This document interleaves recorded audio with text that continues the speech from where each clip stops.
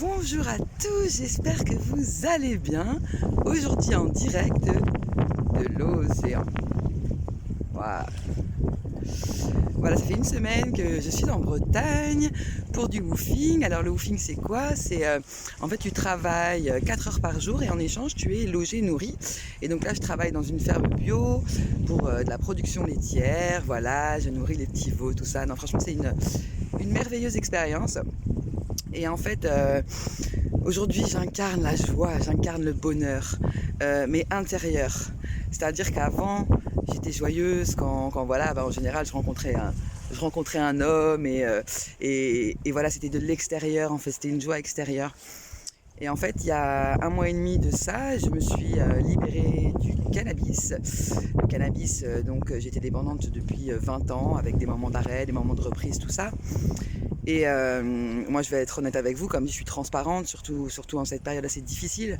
Si je fais cette vidéo en fait c'est pour vous dire de vous accrocher parce que la vie franchement elle en vaut le coup, je dirais pas elle en vaut la peine parce que les mots ont une importance très très forte et en fait voilà moi il y a 2 mois j'ai tenté de me suicider en fait, hein. J'ai essayé de partir et j'ai eu très peur en fait, j'ai eu très peur et voilà mes anges, mes guides que je remercie, l'univers en fait m'a ramené ici parce que m'a dit non, il me dit c'est pas le moment et j'étais dans des pires souffrances parce que c'est vrai que je suis thérapeute aujourd'hui, j'accompagne les femmes notamment et moi je suis en passe, c'est-à-dire que je ressens tout fois 10 000 et je prends toute la souffrance des personnes et tu donnes alors comme on dit il faut rien attendre en retour mais moi je donne aux autres, en fait je suis une passeuse d'âme, c'est-à-dire que j'accompagne les gens à trouver leur chemin de vie, à reprendre confiance en eux et surtout à s'aimer soi-même.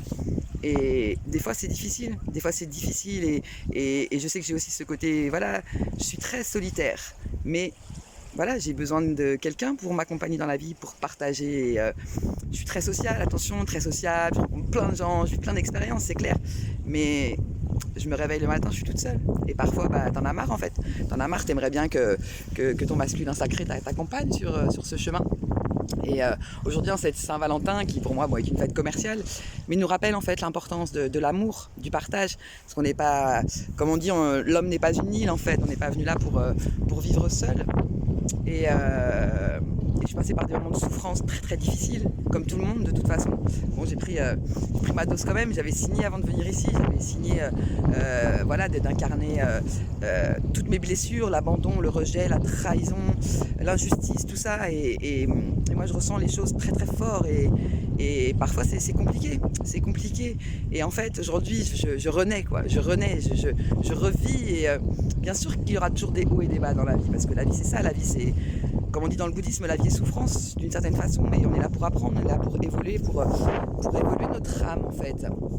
Et voilà, il y a 2 mois, pendant 2 mois, j'ai pleuré toutes les larmes de mon corps, mais tous les jours, à évacuer toute cette souffrance, à sortir toutes mes vies antérieures, tout ce que j'avais vécu en tant que femme sauvage, de guérisseuse, de sorcière, où je suis venue pour guérir tous les ancêtres de ma famille, toutes les femmes qui ont souffert de viols, de violences, d'inceste, de suicide, de tout ça. Moi, le suicide est prononcé dans ma famille. Et j'ai mes petites cousines voilà, qui sont des hauts potentiels. On a ce qu'on appelle un haut potentiel, on parle de QI, mais c'est au-delà de l'intelligence, c'est un quotient émotionnel en fait. Quand tu as empathie pour les gens, moi quand je vois une personne souffrir, j'ai mal en moi, je souffre mais de folie. Et il fallait que je dégage toute cette souffrance, il fallait passer par là en fait. Tu peux pas voilà, en un jour claquer des doigts et hop, la vie elle est belle, tout ça. Alors tu vois des belles choses, ça te nourrit. Après quand tu te retrouves avec toi-même, et le travail il est important de le faire avec soi-même en fait, et de s'aimer soi-même avant tout, avant de pouvoir être aimé par les autres, parce que sinon on remplit un vide en nous et on a des attentes et on veut changer les autres, on veut qu'ils répondent à nos attentes. Non, quand on rencontre quelqu'un, on le prend comme il est, avec ses qualités, ses défauts qu'on a tous en fait en nous. Et c'est vrai que c'était très difficile. Et aujourd'hui, voilà, je me dis la vie elle est belle, la vie elle est merveilleuse, les choses simples de la vie, je profite voilà, de l'instant présent, je me donne les moyens, on me dit oh Cindy t'as de la chance, non, j'ai pas de chance dans la vie, non, je provoque ma chance, je provoque les événements. En fait nous sommes énergie, voilà, nous créons dans notre esprit des pensées qui après se régissent dans la matière et en fait tu reçois à toi ce que tu es à l'intérieur de toi. Donc tu peux pas en vouloir au monde entier, en vouloir aux autres, tout ça non, c'est toi-même qui crée ta vie en fait, tout ça est une illusion en fait, tout ce monde est une illusion et on crée notre vie. Et en fait il y a 2 mois je disais encore encore, mais pourquoi? Mais pourquoi? La vie elle est trop dure, j'en peux plus. Mais qu'est-ce que je vais faire de ma vie? J'ai envie de crever, tout ça. Et, et la vie en fait elle est magique parce que on est protégé par nos guides, par nos anges, et c'est important de communiquer avec eux et de leur demander du soutien. Et voilà, moi je suis passée par le chemin de Compostelle qui m'a ramené voilà, je ne suis pas croyante catholique, mais je suis croyante spirituelle. D'ailleurs, le chemin de Compostelle est à la base un chemin initiatique, un chemin spirituel, un pèlerinage avec soi-même, et pas du catholique où pour moi les religions étaient créées pour relier les gens, pour les diviser, pour voilà, chacun son Dieu, tout ça, et pour se faire la guerre en fait. Mais j'ai envie de dire, la pire des guerres, elle est avec soi-même. Qui c'est qui te fait le plus de mal dans ta vie en fait? C'est toi-même, c'est pas les autres. Donc c'est important de comprendre tout ça, de faire le chemin et de pardonner en fait. Parce qu'en te pardonnant, tu te libères toi-même en fait. Et en te libérant, tu te sens bien. Et si tu gardes la colère en toi, c'est toi qui nourris la colère. Et il y a un espèce de conte que j'aime beaucoup qui dit, voilà, il y a un mec, il est tout seul dans sa barque en fait. Et il y a une barque qui arrive qui le percute et le mec il se met en colère et tout.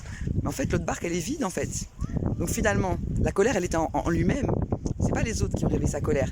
Donc dans le monde dans lequel on vit aujourd'hui, avec tout ce qui se passe, on a tendance à se dire oui, c'est difficile, tout ça, mais en fin de compte, c'est ce qu'on nourrit avec soi-même. Et de porter son attention sur l'extérieur, bah, on est en souffrance que si on porte son attention à l'intérieur de soi, que l'on va regarder une fleur pousser, que l'on va câliner des arbres. En fait, on se crée sa vie, on se crée. Et je dirais que moi, mon bonheur, il n'est pas dans les magasins, il n'est pas aller m'acheter des fringues, à tout ça. Non, mon bonheur, il est de respirer cet air magnifique, de se reconnecter à son être, de se reconnecter à soi-même, et c'est hyper important en fait, et d'accepter la vie comme elle est, et vraiment de pardonner aux autres, de se libérer, de s'aimer soi-même. Voilà, c'est le petit message que j'avais à vous faire passer aujourd'hui. Je fais des gros bisous, moi je vais aller profiter de cet endroit merveilleux. Gros bisous à tous. Prenez soin de vous en ce jour de la Saint-Valentin. Aimez-vous, aimez votre prochain, et vous verrez que ça fera vraiment la différence. Et quand on s'envoie de l'amour à l'intérieur de soi, on l'émane et on en reçoit. Et moi je vois aujourd'hui, voilà, j'ai nourri mes petits veaux, tout ça, ils m'ont apporté trop d'amour et c'est trop mignon. Alors bien sûr on peut voir le côté, oui, on les élève pour les tuer après, les manger, c'est sûr que c'est triste, mais c'est le cycle de la vie aussi. Et si on vient réfléchir tout, finalement une salade est vivante. Donc même manger de la salade, donc après on fait du prana et on se nourrit d'énergie.